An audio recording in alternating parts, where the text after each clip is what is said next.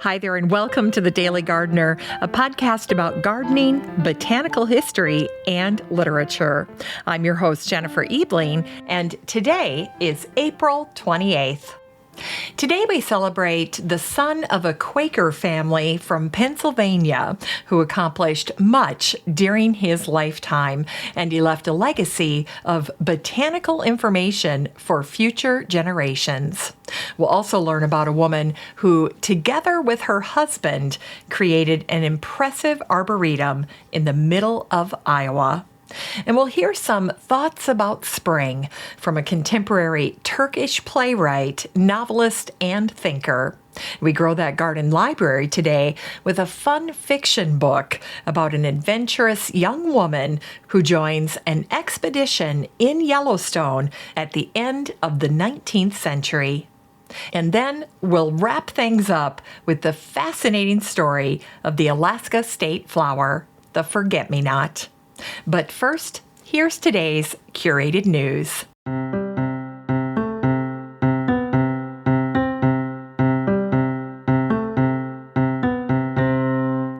Today's curated news comes to us from bobvila.com. This is a post that was written by Michelle Ullman, and the title is 12 Gorgeous Plants That Will Attract Hummingbirds to Your Garden. You know, one of my favorite memories of my garden was when I was in the backyard by my cottage garden, and through my peripheral vision, I could see a hummingbird, and I went stock still, and I kid you not, the hummingbird and I had a little face-off. It was a magical moment, one that I'll never forget, and it truly is one of my favorite memories. Now, you might be surprised to know that, as Michelle mentions in this article, there are more than 300 known species of hummingbird. And yes, the smallest bird in the world is the bee hummingbird, which weighs less than an ounce. Now, another fun experience that gardeners can have with hummingbirds is if you're lucky enough to find a hummingbird nest on your property. They're very hard to spot. They're very, very small. But I remember the day that my mom called me because she and Dad had discovered a hummingbird nest in their ash tree in the front of their property. And it was so wonderful for them because the nest was right outside their bay window, and they could watch the mother hummingbird take care of that nest. And it really was something to see. Now, what Michelle does in this article is she put together her list of a dozen plants that will attract hummingbirds. She starts out with lantana and penstemon. Both are favorites of mine. They are so hardy, and they work their little hearts out in the garden. Then she adds trumpet vine. Not everyone's a fan of trumpet vine. It can get a little unwieldy, but the hummers love it. Petunia is a favorite annual of hummingbirds. So if you're looking for annuals and not perennials, go with petunias. You can't go wrong there. And that cone shape of the flower is another great indicator that it'll be popular with hummingbirds. So think about the shape of that trumpet flower and the petunia, and you'll start to get a plant profile for the various shapes that appeal to hummingbirds. Salvia is on this list. Lupin, of course, another favorite. Columbine, wonderful in the spring.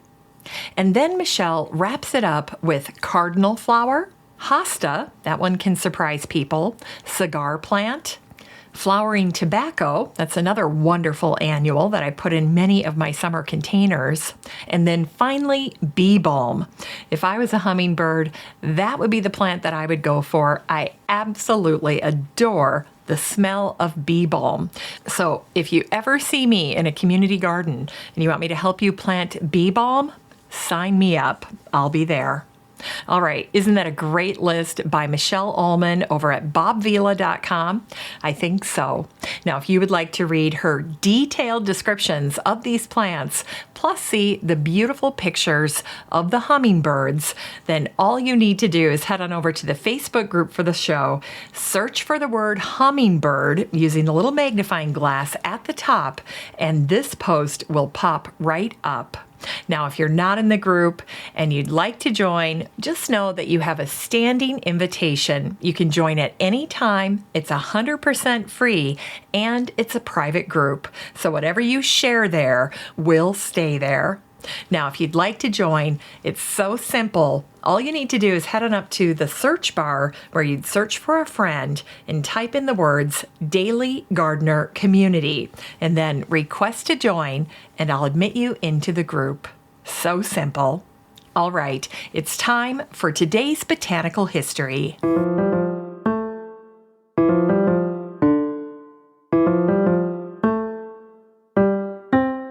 Here's botanical history for today, April 28th. Today's the birthday of the botanist, physician, and member of the United States House of Representatives, William Darlington, who was born on this day, April 28th, in 1782. Like his fellow eminent botanists and friends, John Bartram, Humphrey Marshall, and William Baldwin, William Darlington was born into a Quaker family in Pennsylvania. A native of Westchester, William received his medical degree from the University of Pennsylvania in Philadelphia.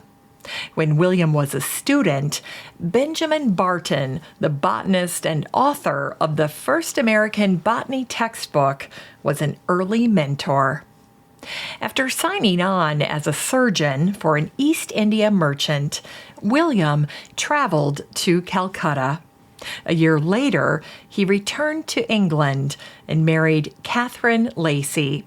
She was the daughter of a distinguished Revolutionary War general.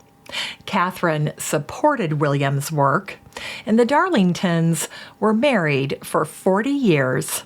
They had 4 sons and 4 daughters, and 2 of their sons were named in honor of fellow botanists. Their oldest son was named after William's mentor, Benjamin Smith Barton Darlington, and their youngest son was named after his friend, the botanist William Baldwin. His young boy was named William Baldwin Darlington. The year 1826 was a big year for William Darlington. He organized and presided over the Chester County Cabinet of Natural Sciences, and he published his very first edition of his book about the flora of Westchester in Pennsylvania. William was a saver and an archivist. Today, William's work to preserve his letters with Humphrey Marshall and John Bartram is much appreciated. Otherwise, they would have likely been lost to time.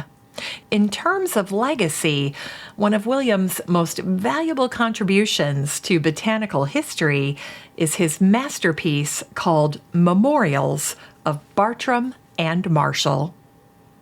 In 1853, the botanist John Torrey named a new variety of California pitcher plant for William. It's called Darlingtonia californica, one of my favorite plant names ever. As for William, his large herbarium and works were bequeathed to his beloved Chester County Cabinet of Natural Science. Now, William was buried in Oakland Cemetery near Westchester. 20 years earlier, he'd written his own epitaph in Latin, and it's inscribed on his monument, and it translates to this: "May the plants of Chester, which he loved and documented, forever blossom over his grave." William's tombstone is also crowned with a relief of Darlingtonia californica. And today is the birthday of the Arboretum maker, Francis Bickelhaupt, who was born on this day, April 28th, in 1916. Frances is remembered for the arboretum that she and her husband Robert created around their family home in Clinton, Iowa. During the 1960s and 1970s, Frances and Robert watched in dismay as Dutch elm disease claimed the beautiful elm-lined streets of their hometown. In response, Frances and Robert began planting a diverse range of trees on their 10-acre property. Now, Frances and Robert were exceptionally disciplined when it came to planting trees. They were committed to grouping all the trees by species. Today, the Bickelhaupt Arboretum has a lovely collection of trees, including ash, beech, birch, crabapple, elm, hickory, honey locust, linden, magnolia, and oak. Bickelhaupt also has a gorgeous conifer collection, which is regarded as the Arboretum's crown jewel, and it features many rare and dwarf conifers. In total, the Bickelhaupt Arboretum boasts over 2,000 different species of plants. Now, in 2020, the Bickelhaupt Arboretum was damaged by the derecho, a widespread and severe windstorm that blew through the Midwest on August 10th, 2020. As a result of the derecho, Bickelhaupt lost 28 trees, and many more were damaged in the hurricane-force winds. The first course of action was cleanup, followed by a massive tree removal for the trees that were so damaged they could not be saved. And today, if you happen to visit the Bickelhaupt Arboretum, look for a poignant sculpture of Frances and Robert near the entrance. They are standing side by side, and Frances has one foot resting on the top of a shovel that she holds against the earth. It's time for today's Unearthed Words.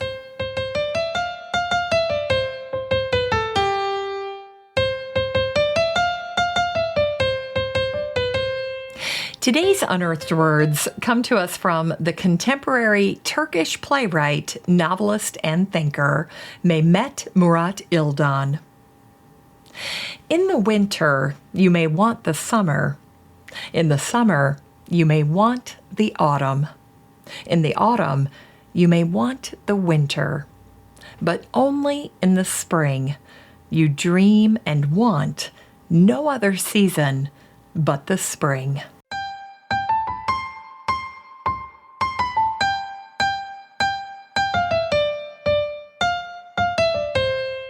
It's time to grow that garden library with today's book, Letters from Yellowstone by Diane Smith. This fiction book came out in 2000, and it won the Pacific Northwest Booksellers Association Book Award for Fiction. In this book, Diane Smith tells the story of a young woman named A.E. Bartram, and A was short for Alexandria. A lively young woman and amateur botanist, Alexandria is invited on an expedition of Yellowstone in the spring of 1898. The leader of the expedition is a Montana professor who initially thought A.E. Bartram was a man. He was shocked to learn the truth when Alexandria joins the team.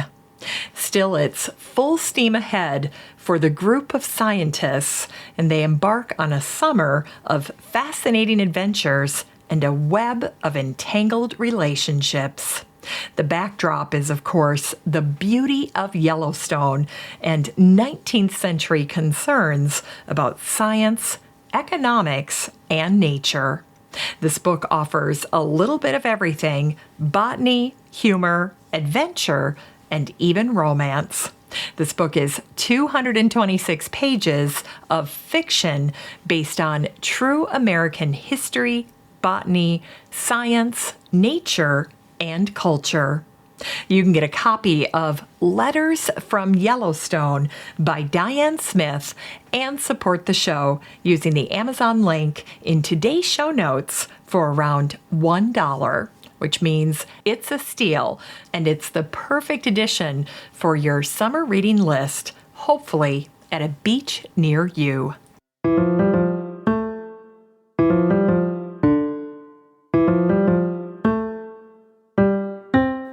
Finally, here's something sweet to revive the little botanic spark in your heart. It was on this day, April 28th, in 1917, that the state flower of Alaska was adopted, the wild native forget-me-not, or Myosotis alpestris.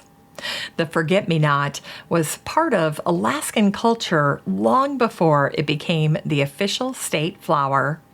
During the Alaska Gold Rush, the pioneering men formed lodges, and one of the lodges was called the Grand Igloo, and that particular lodge selected the forget-me-not as the lodge emblem. Later on, women got involved with the lodge through auxiliaries. And one pioneering Alaskan woman was Esther Birdsall Darling. Esther lived in Alaska from 1907 to 1918. She created one of the first dog kennels in Nome, and she later started the very first sled dog race. Esther became known worldwide when she began writing about her life in the North and Alaskan sled dogs. Inspired by the forget-me-not legislation, Esther wrote a poem that was dedicated to the state's pioneers. It was called The Forget-Me-Not, and it was included in the bill put before the legislature. It went like this. So in thinking for an emblem for this empire of the North, we will choose this azure flower that the golden days bring forth. For we want men to remember that Alaska came to stay, though she slept unknown for ages and awakened in a day. So although they say we're living in a land that God forgot, we'll recall Alaska to them with our blue forget-me-not. Isn't that sweet? Now, in the margins of this original piece of legislation, there were 2 handwritten verses. These were also likely written by Esther, and they're often used as the first 2 verses to this original poem that I just read to you. But these 2 new verses go like this. A little flower blossoms forth on every hill and dale, the emblem of the pioneers upon the rugged trail. The pioneers have asked it, and we could deny them not. So the emblem of Alaska is the blue forget-me-not. Now, in case you're wondering, the forget-me-not is a member of the borage family. In florography, or the language of flowers, the forget-me-not represents true faithful love, fond memories, hope, and remembrance. In the Middle Ages, forget-me-nots were believed to be an effective treatment for scorpion bites. The buds of the flower curl like a scorpion's tail, and this growing habit was believed to be a sign from nature. This is how forget-me-not earned the common name scorpion grass. Celebrated in folklore, there are many stories about forget-me-nots. The popular tale of how the forget-me-not was named tells of a German knight who was walking by a river with his lady. When he stooped to pick a tiny flower, he lost his balance as he straightened to give the blossom to his beloved.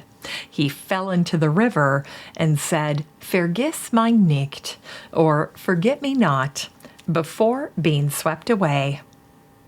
And after the Battle of Waterloo, the battlefield was supposedly covered with forget-me-nots.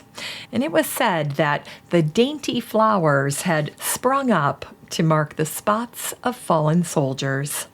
And when Henry of Lancaster was banished by King Richard III, he chose the forget-me-not as a rallying symbol. The flower became an emblem for his followers. Finally, during the 20th century, Germans planted forget-me-nots to honor the fallen, and they were a special remembrance after World War I. In modern gardens, forget-me-nots are especially beautiful in rock gardens or along water features like streams. And on April 26, 1951, the Vermont Standard shared an adorable story about the forget-me-not. Here's what it said. Professor Leon Dean of the English Department of the University of Vermont recently spoke on the subject of Vermont folklore. He began by explaining that history is all around us and that the learned historian no longer looks down upon the contributions of the local historian. Folklore, he said, can be adapted to the classroom, and the student can go from folklore to local and then national history.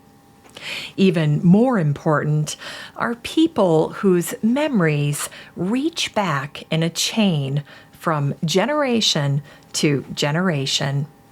Professor Dean gave the illustration of a country doctor who, in the spring, would carry forget-me-not seeds, which he sprinkled on the waters of the streams he passed.